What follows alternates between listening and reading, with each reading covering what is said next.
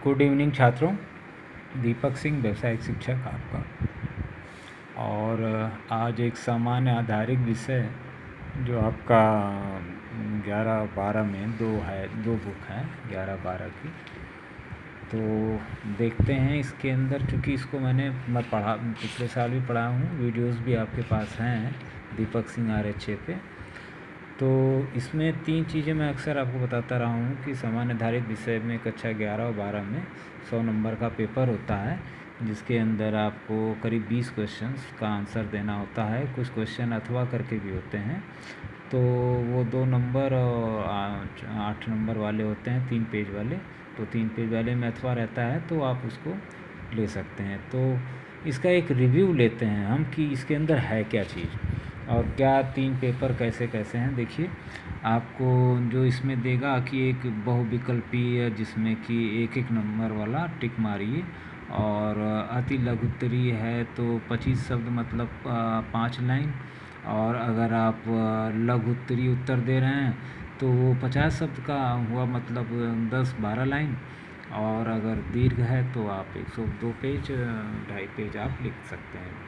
तो ये 100 नंबर का पेपर है। तो इसमें देखिए, जैसे कि पहला 2 खंड में है, ये खंड क आपका है और खंड क और ख।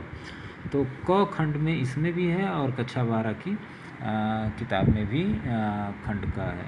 तो इसमें पर्यावरण शिक्षा क्या है और ग्रामीण विकास, ये 2 चीज़ें आपकी बड़ी इम्पोर्टेंट हैं। और ये इसके अंदर है, जिसमें कि आप पर्यावरण में पढ़ते हैं कि संसाधन क्या हैं। ऊर्जा और शक्ति आपका है, वायु, जल, मिट्टी, खनिज, पौधे, जंतु, सब ये तो पर्यावरण के संसाधन भी हैं और इनका अपना पर्यावरण भी होता है। वायु का है, जैसे आज की डेट में आप देख ही रहे हैं। और इसका जनसंख्या विस्फोट क्या है, आबादी ज़्यादा बढ़ रही तो जनसंख्या विस्फोट होगा, आबादी होगी तो ज़मीनें कम हो जाएंगी, इसके प्रभाव दुष्प्रभाव क्या हैं, इम्पोर्टेंट क्वेश्चंस में है।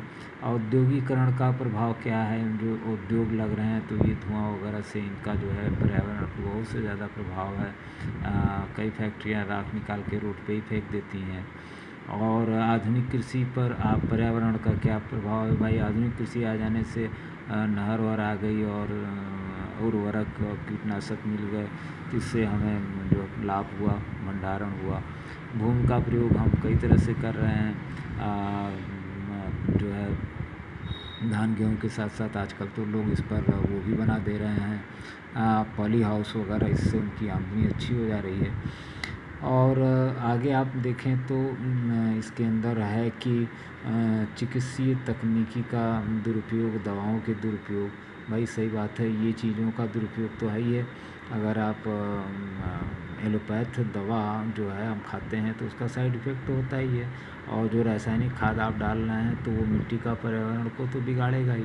तो उसी तरह से ये दवाइयाँ, हमारे भी शरीर मिट्टी की है तो इसका भी पर्यावरण बिगाड़ेगी, बड़ी सीधी सी बात है। और ग्रामीण विकास में ये है कि भारत में भूमि के उपयोग क्या है। तो भूमि उपयोग में मतलब भूमि का सही उपयोग करना, धान गेहूँ और उसके पर कुछ और अच्छी चीज़ बना देना, तालाब वगैरह, पेड़ वगैरह, तो वो उससे।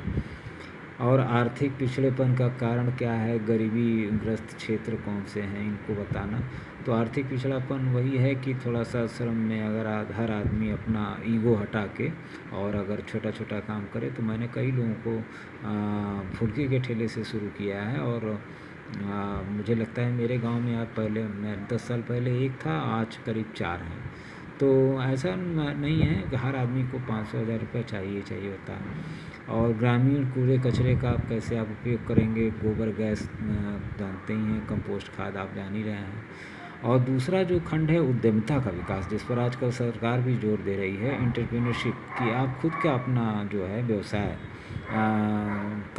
व्यवसाय में उद्यमिता का, उद्यम क्या है, मतलब आपके अंदर कार्य करने का इंटरेस्ट ही आपका उद्यम है। तो 2 तरह के उद्यमी होते हैं, जैसे कि एक तो वेतनभोगी होते हैं और एक जो है स्वरोजगार वाले होते हैं। तो वेतनभोगी और स्वरोजगार में अंतर आपसे पूछ सकता है तो बता ही लेंगे आप। और आप वीडियोस को देखेंगे मेरे पुराने तो मिलेगा।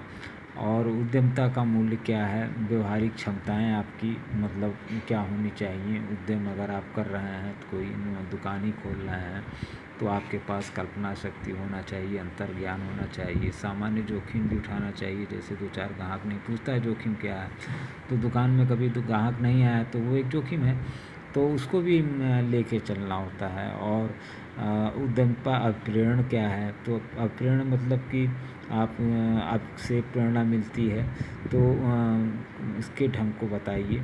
मैंने इसको वीडियोज़ में बताया है, समझाया भी है। आप उससे आराम से दीपक सिंह RHA मैं बार बार कह रहा हूँ, उसको लाइक सब्सक्राइब करने की कोई ज़रूरत नहीं, आप उसको आराम से देख सकते हैं और सुन सकते हैं।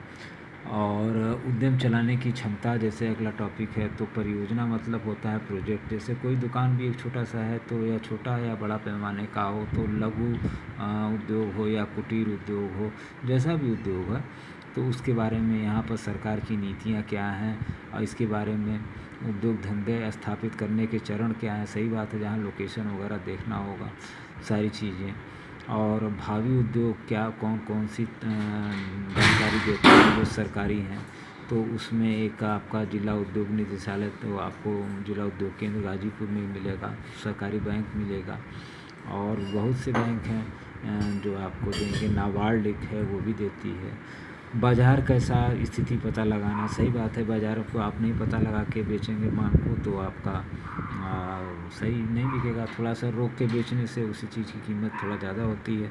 तो मार्केट को पता लगाने का, स्थिति का पता लगाना क्या है, उसके घटक क्या हैं, कि मांग कैसी है, उपभोक्ता की आवश्यकता का पता लगाना, तभी आप एक दुकान को या कोई उद्योग को खड़ा कर पाएंगे।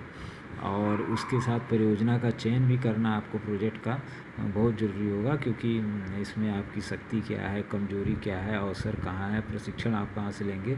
तो ये सब चीज़ें जानने के लिए परियोजना का चयन करना आपको आवश्यक होगा।